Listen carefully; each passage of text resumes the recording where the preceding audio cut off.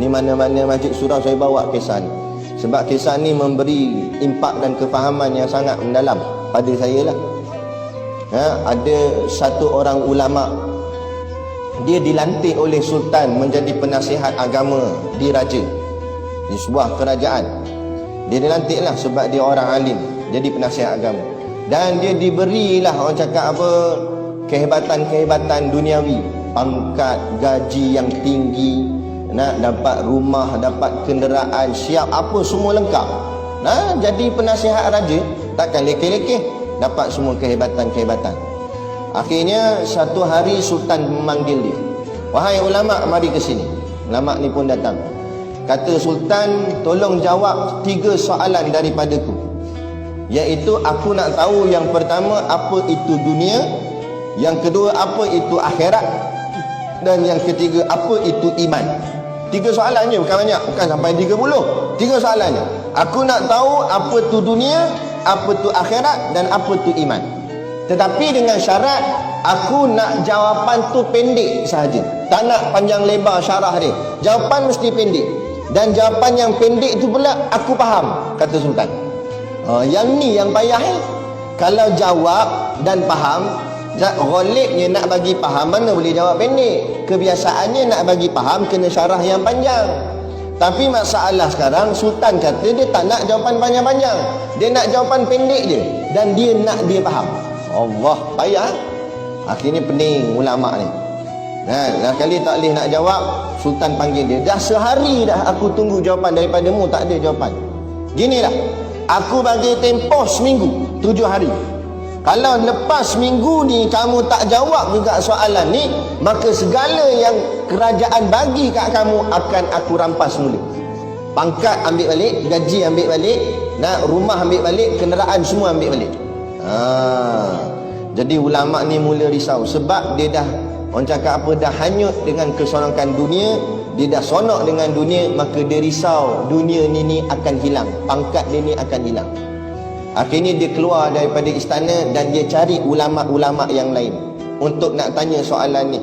Mana tahu ada ulama lain yang boleh berikan pada dia jawapan. Dia pergilah jumpa, pergi pondok mana pondok sini, jumpa tok guru ni, jumpa tok guru ni. Dia pun alim dah, dia pun tok guru ke, ulama besar ke. Tak, tapi sebab nak jawapan yang ringkas. Rata-rata ulama lain semua jawab panjang-panjang lebar. Dia kata tak boleh, sultan nak jawapan pendek. Ulama yang lain jawab, mana boleh. Kalau jawab pendek nanti tak faham. Jawapan mesti panjang lebar. Tak boleh, dia kata. Sultan nak jawapan pendek ke? Akhirnya buntu dia. Macam mana dia nak jawab depan sultan? Akhirnya semakin hari semakin berlalu. Sampailah hari yang terakhir, hari last.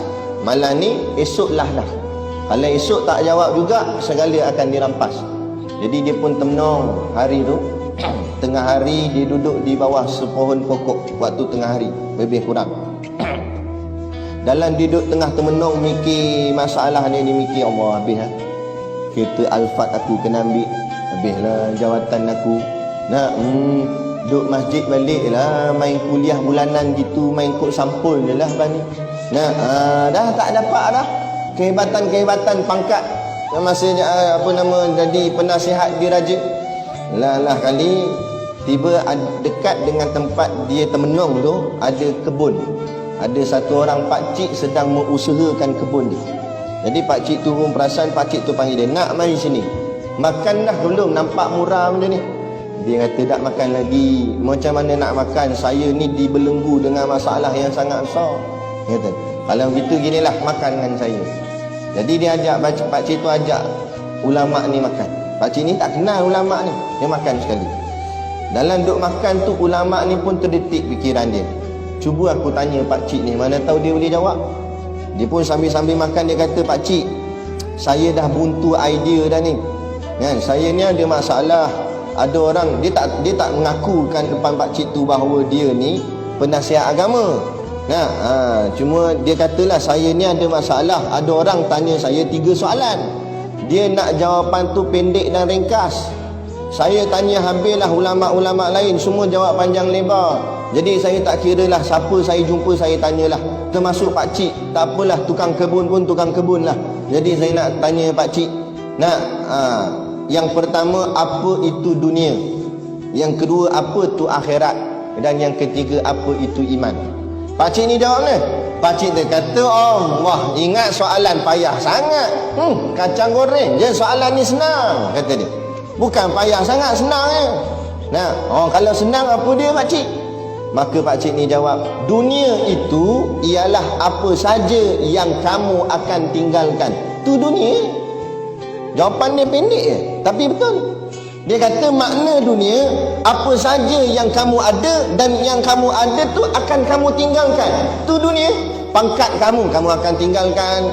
Harta kamu akan tinggalkan. Rumah kereta kamu tinggalkan. Termasuk bini dan anak-anak kamu pun. Kamu mati, kamu akan tinggalkan mereka. Itulah semua dunia bagi kamu.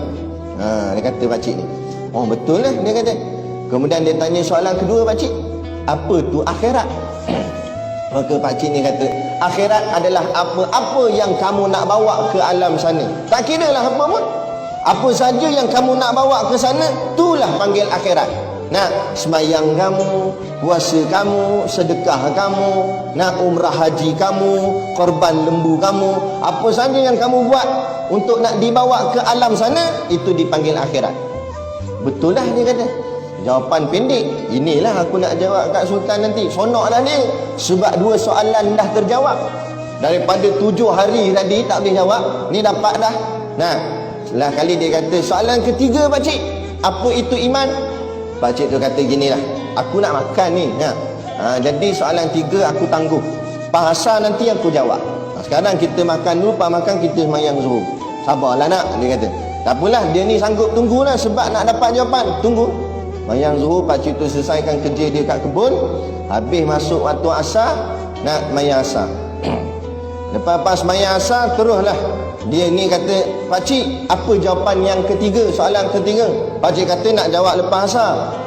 Dalam waktu tu, pakcik ni dia ada bela beberapa ekor anjing. Anjing yang digunakan untuk jaga tanaman. Dalam Islam, anjing kita bela untuk jaga kebun dibenarkan. Yang diharamkan anjing yang kita bela untuk main dalam rumah. Itu baru malaikat tak masuk rumah. Tapi sakat jaga kebun boleh. Jadi pakcik ni dia ada anjing yang jaga kebun.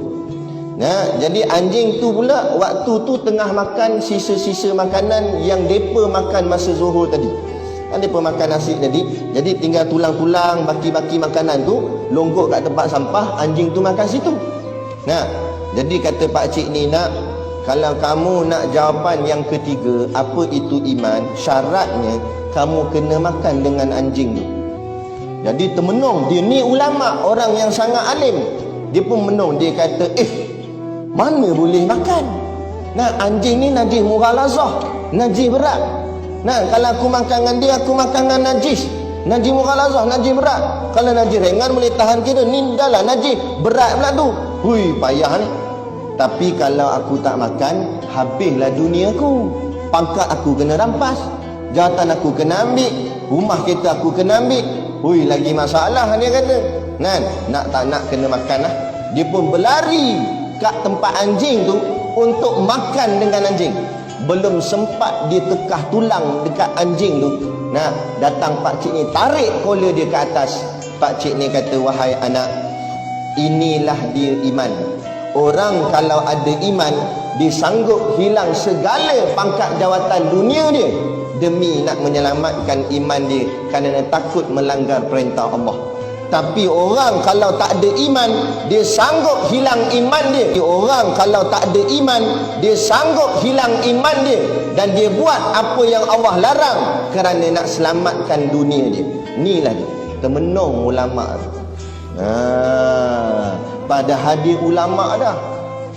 Tapi bila dalam hati melekat hubbud dunia, cinta dunia, inilah yang Nabi kata, hubbud dunia ra'sun kulli khati'ah. Cinta dunia kepala segala kejahatan.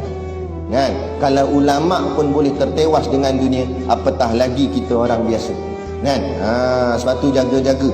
Pentingnya mengaji dan juga beramal. Jangan hanya mengaji tapi tak beramal, jadi macam ulama tadi. Ilmu banyak, tapi bila orang suruh langgar hukum Allah, langgar sanggup sebab dunianya. Jadi kita nak mengaji, berilmu, dan kita amalkan dan kita membelakangkan dunia dan mendepankan akhirat.